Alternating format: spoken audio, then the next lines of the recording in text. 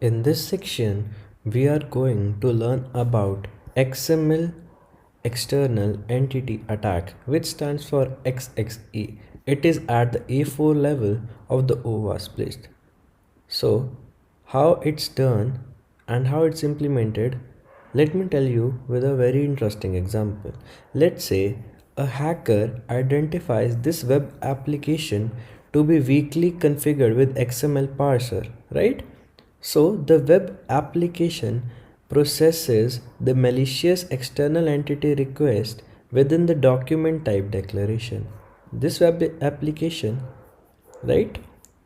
It retrieves the malicious activity from this hacker, and the XML processor validates the document type declaration, right? It validates the document type declaration onto this web application. Okay, so after this validation is done, the information goes from here and the validation goes from here to here, right? So this hacker server and web application are in constant connection with each other, right? So using this web application, the hacker wants to hack this target server. Okay, so the sensitive data is shared to the hacker. The information interchange between these two servers were direct, but the sensitive information ultimately got to the hacker. Let me explain it with some other flowchart. See, this is the hacker.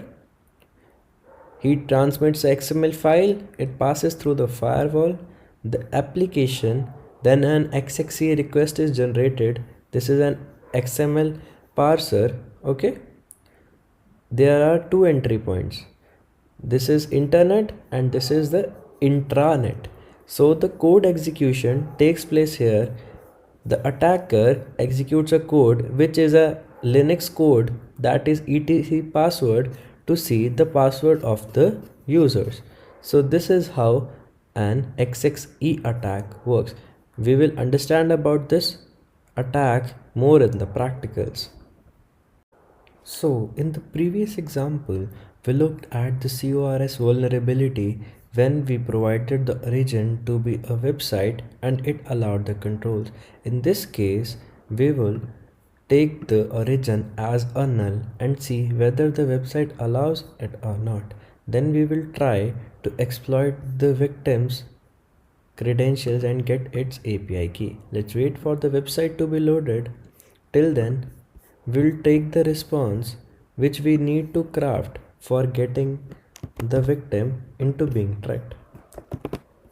So this is the response we need, and the website is loaded, and I would click on my account, and after doing that I would again recommend you to clear the history, which makes it pretty simple to analyze the website, right? Then we will provide the default credentials, which is Wiener and Peter, and click on login. You can see here a variety of HTTP requests got loaded. We will analyze these requests to see which is of our use.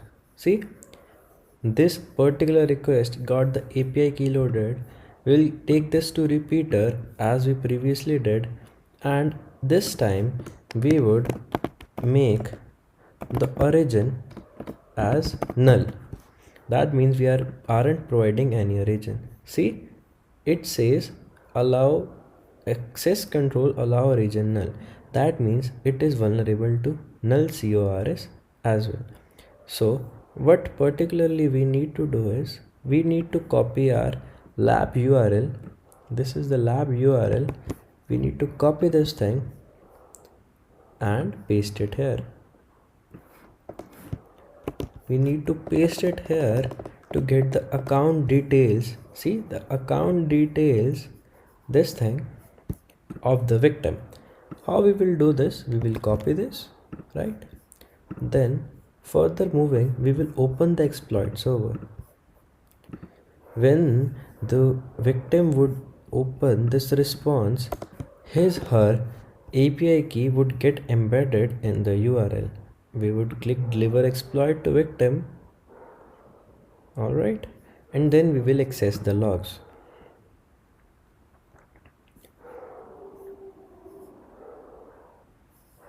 See, we got the log key. You have to copy it. You have to copy it till the end.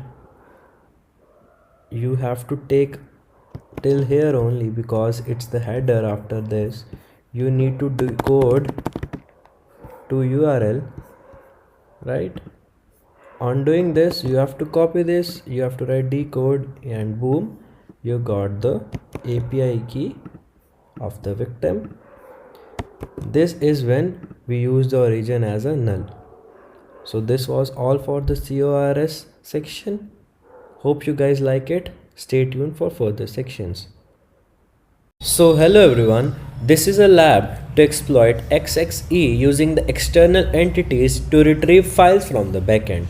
So the hacker mentality says you need to clear the HTTP history for seeing the responses which occur at the backend. So we will test the normal functionality of the website by clicking on view details. When we click on it, there is an option known as the check stock. When we click on this thing, it returns me a value of 308, which means this raised a query for the backend which returns that this particular product is in a stock of 308 units in London. Alright, so we will analyze this request. There is an XML entity in this request, and the lab we are practicing for is for testing the XXE vulnerability. It defines the XML version and the encoding it's using. So we will craft a response. Let me elaborate this response. This response says we will test the document type as test, X entity as XXE, system, file etc password. So on passing this, it won't give an error because the product ID is 1, which already exists in the system. On giving a wrong product ID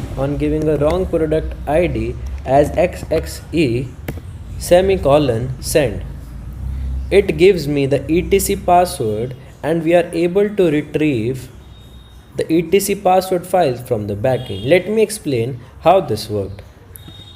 We basically told the system then when the entity name would be XXE, you have to supply me back with a file from the system which is etc password. And as we all know, onto the Linux system, the etc password file is a very sensitive file. So this is how we do XXE vulnerability to retrieve files from the backend. Hope you understand.